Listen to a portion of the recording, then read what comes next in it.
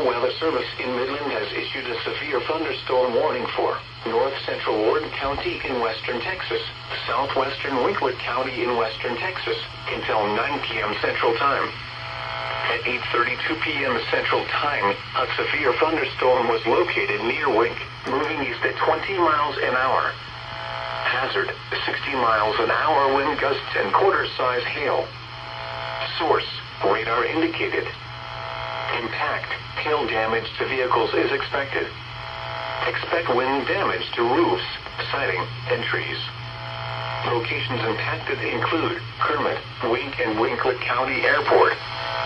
For your protection, move to an interior room on the lowest floor of a building.